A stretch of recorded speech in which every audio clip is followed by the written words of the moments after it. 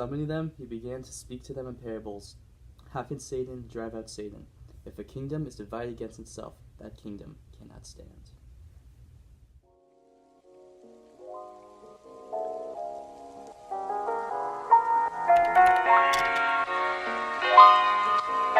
Welcome to the show. Welcome to Caffeinated Catholics. I'm Thomas.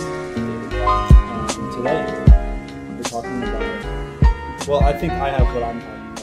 You have what you're talking about. We'll start off by saying that happy Sunday, happy ordinary time. Or whatever time you're watching this. Whatever time you're watching this, it doesn't matter. So today yesterday we came off of a council retreat.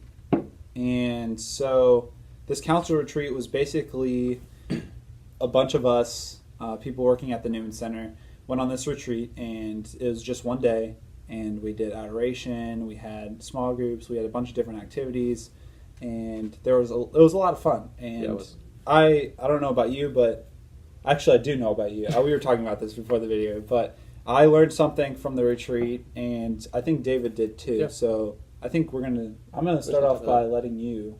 Okay. All right. So like I said, it's a council retreat. Everyone who's going to be helping out with any of the Newman committees this calendar year went on it. But the theme was where does your treasure lie? Using the Bible verse, like wherever your treasure is, that's also is where your heart will be.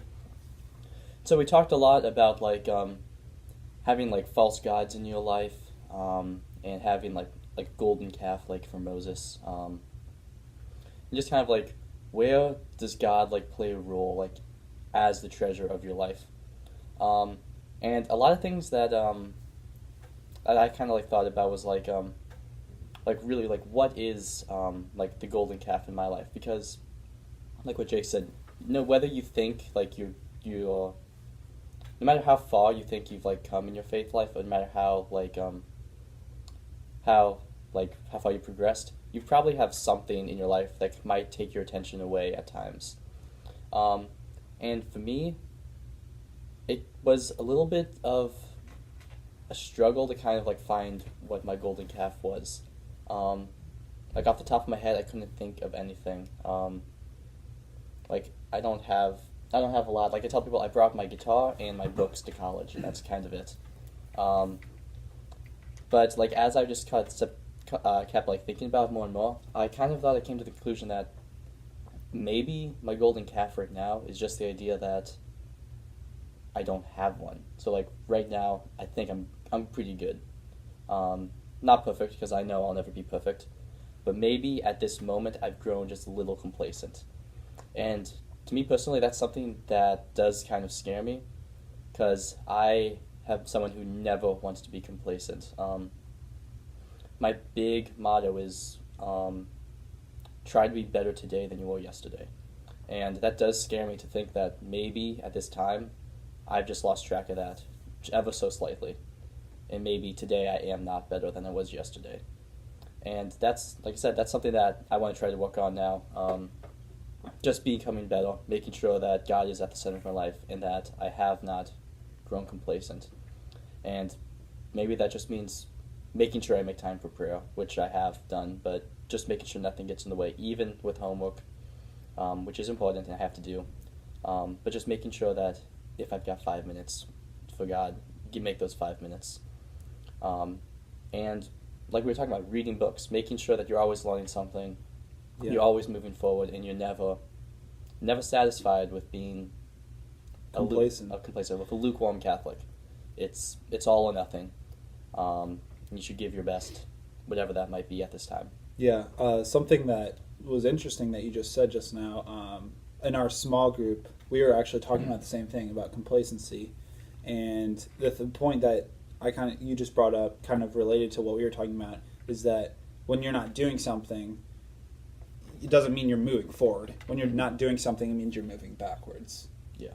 And so, for example, when you're not reading every day, I mean, you don't have to read every day, but if you're not striving to make time to read, or you're not striving to grow, you're actually moving backwards. Yes. And so I think that's something really interesting, because it's true. I mean, you see it all the time. People people who just kind of sit back and they don't make an active decision to say, okay, yes, I will try to go to, I will try to go pray right now. I will try to make this time for prayer.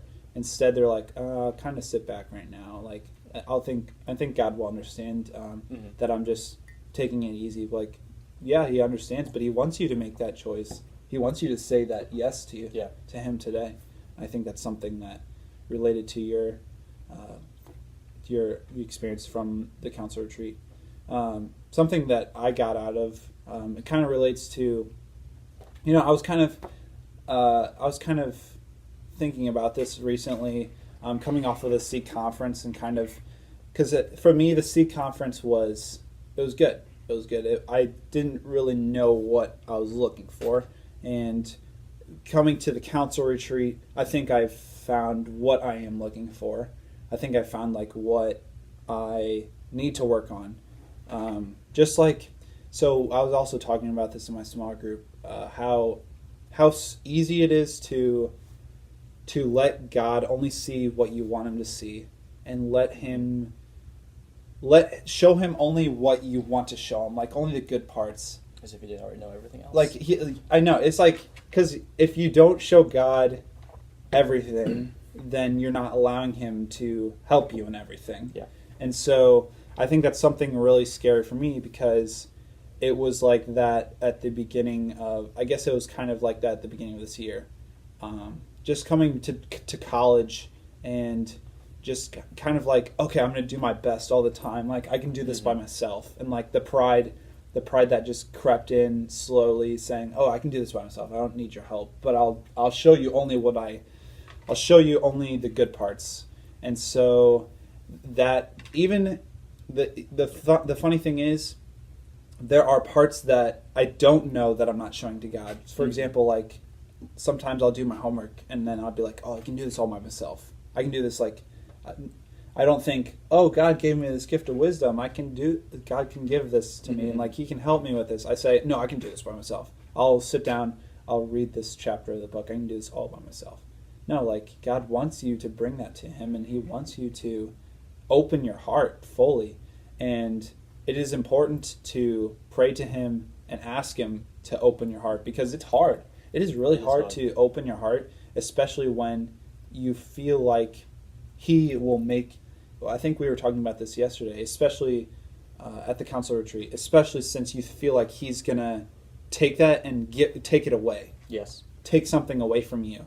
And if you give something to God, He's not going to take it away. He will fly to that part of you, and He will sanctify it, and He'll bless it, and He'll make it better.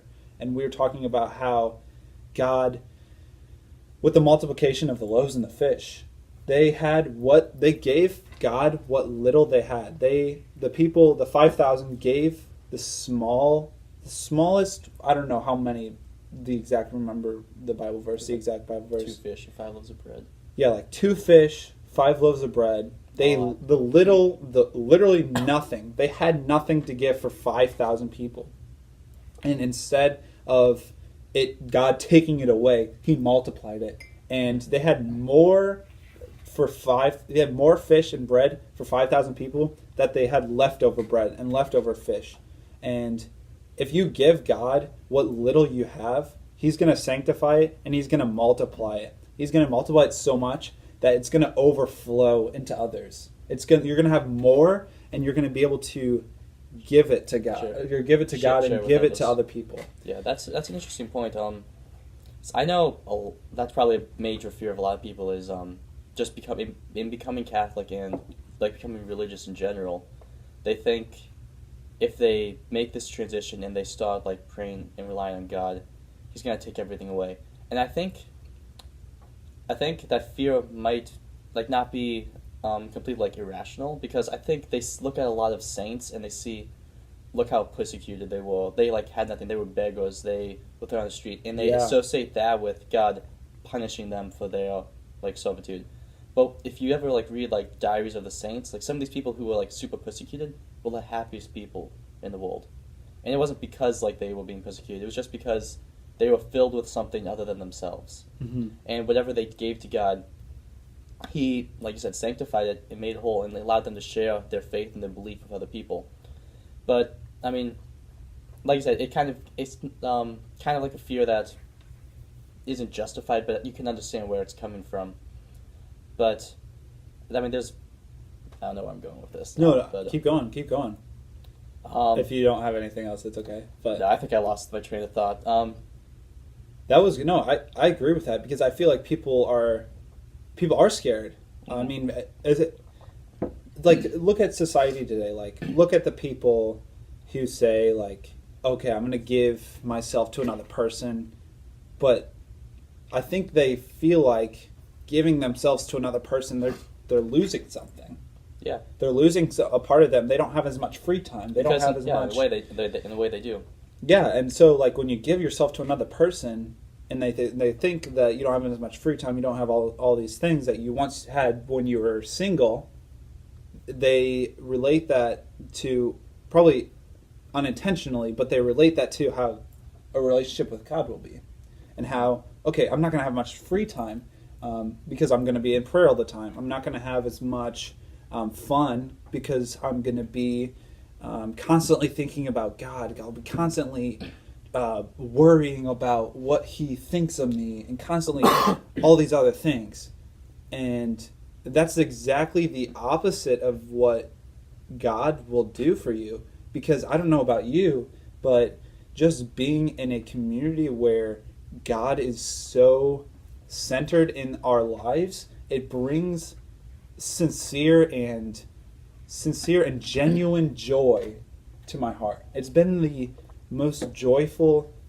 I mean, first semester has been the most joyful I've ever been because I'm not sitting back. Mm-hmm. I'm not putting God in a container saying I'll use you when I want you.